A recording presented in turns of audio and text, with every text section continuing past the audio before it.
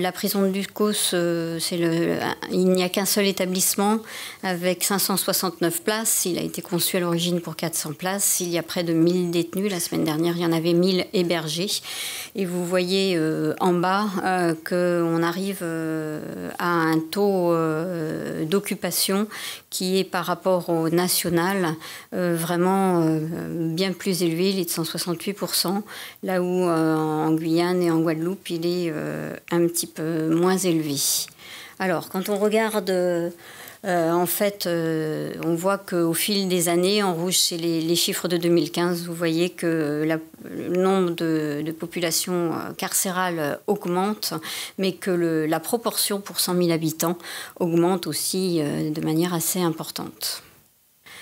C'est une prison qui est distante d'à peu près 10 km du CHU de Martinique, avec des locaux qui sont très exigus, puisqu'il n'y a que 3 salles accessibles pour les consultations des détenus, avec la salle des infirmières comprises, des ressources humaines qui sont insuffisantes, pas parce qu'on n'a pas de postes, parce que les postes on les a, les annonces sont là depuis des mois, mais en fait on a une très faible attractivité.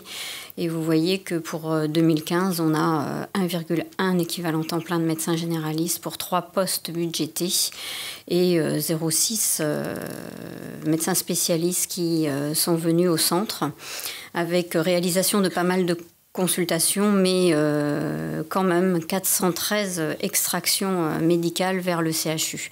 Alors une extraction médicale, c'est le transfert d'une personne détenue vers l'hôpital de rattachement pour bénéficier d'une consultation externe spécialisée ou d'un examen complémentaire qui n'est pas disponible sur le site. Alors, il y a des inconvénients.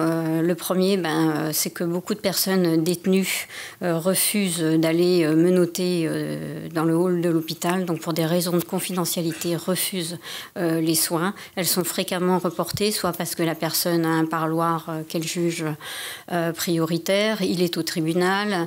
Dès que survient une urgence médicale, comme on n'a qu'une équipe d'escorte, elles sont annulées. Lors de manifestations régionales, bien évidemment, elles sont aussi annulées. Elles sont limitées, on ne peut déplacer qu'un détenu à la fois, 2 le matin et une extraction l'après-midi. Il y a un risque d'agression puisqu'il y a moins d'équipes de sécurité sur le site du CHU.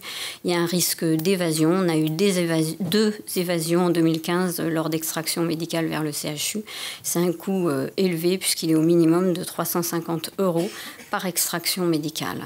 Donc vous voyez juste que nous sommes dans la moyenne des extractions médicales en France. C'est des données de l'Observatoire des structures qui datent de 2012, j'ai pas plus récent, mais vous voyez quand même qu'on a un petit décalage avec une perte des consultations entre celles demandées et celles réalisées. Alors, la télémédecine en milieu carcéral, c'est une priorité nationale et loco-régionale, avec le plan stratégique 2010-2014 des personnes placées sous main de justice et la circulaire du 30 octobre 2012 qui recommandait fortement la mise en place de la télémédecine dans ces structures, et le SROS PRS 2011-2016 Martinique qui mentionne aussi l'intérêt, bien sûr, de la télémédecine en milieu carcéral en Martinique comme une priorité absolue. Et donc, ce projet répond à la logique nationale et régionale. Donc, en fait, au lieu de déplacer personnes détenues ou spécialistes, on va essayer, avec l'informatique, de relier le CHU d'un côté où sont les soignants spécialistes et les personnes détenues qui sont à l'unité sanitaire au centre pénitentiaire de Ducos. La personne détenue étant toujours accompagnée d'un soignant, infirmier ou médecin. Donc, pour ce faire, on nous a, avec l'aide du GCS et de l'ARS, donné et offert ce matériel de télémédecine sur le site pénitentiaire. C'est un chariot qui a, il a un double écran en fait, il a un autre écran, c'est depuis la photo. Tous les logiciels qu'on a, dossier patient, laboratoire, logiciel de rendez-vous et de radiologie sont installés sur ce chariot avec visualisation donc du logiciel sur un écran et de la personne et du soignant accompagnant sur l'autre écran.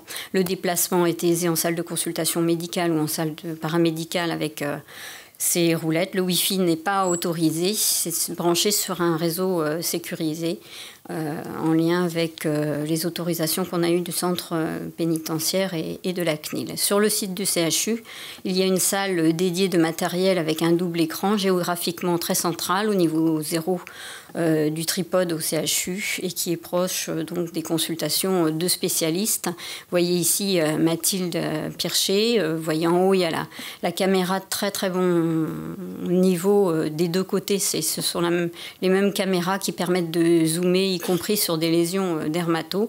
On voit l'écran avec la personne détenue. En dessous, on voit les soignants, le dossier patient qu'elle a qui est informatisé, où elle peut accéder au logiciel de laboratoire, de radio et de rendez-vous aussi. Donc sur ce projet, pour ce faire, il a bien sûr fallu des procédures détaillées de prise de rendez-vous, de consultation, les procédures d'information et de consentement. Chaque patient signe un consentement. Il n'y a pas de consultation de télémédecine sans consentement. Et un cahier des charges technico-fonctionnelles en lien avec les différentes structures a été établi. Donc le déroulement d'une consultation, en fait, on a eu quand même quelques petits déboires avec un chariot qui nous a un petit peu fait défaut dans les premiers mois, qu'il a fallu changer. Puis on a commencé en prenant l'option d'une plage d'une plage dédiée les mercredis de 14 à 16 heures, avec une préparation de la plage de consultation qui est faite principalement par les secrétaires, mais aussi par les médecins. L'accueil se fait sur le site pénitentiaire de la personne détenue par un soignant qui est formé à l'utilisation de la télémédecine, un infirmier ou un médecin généraliste. L'information et la signature, comme on a dit, du consentement est réalisée. Sur le site du CHU, on a aussi, comme on vous l'a dit, tous les logiciels. Donc le bilan au 18 février, on a donc réalisé la première consultation l'année dernière, en milieu d'année. On a fait 10 plages les mercredis après-midi, 6 en 2015, 4 en 2016, avec au total 87 téléconsultations, 31 en 2015, 7 reports, 5 absences, pas d'annulation et un petit peu plus en 2016, déjà 33 consultations, 3 reports, pas d'absence mais 2 annulations. Le type de consultation se voulait au début assez ciblé et assez répétitif. On a commencé par l'infectiologie et là on a fait plusieurs consultations d'éducation thérapeutique qu'on n'avait jamais pu réaliser en milieu carcéral. Les soignants côté pénitentiaire ont été médecins généralistes, internes ou infirmiers. On a eu 4 vacations annulées, principalement pour des problèmes techniques, l'absence de soignants côté pénitentiaire ou l'absence de détenus, soit parce qu'il était libéré, il était en isolement ou au quartier de semi-liberté. On a eu un refus de consentement et donc la consultation n'a pas été réalisée en télémédecine. On a des retours qui sont positifs vraiment des patients et des soignants et on facture pour l'instant une consultation de spécialistes.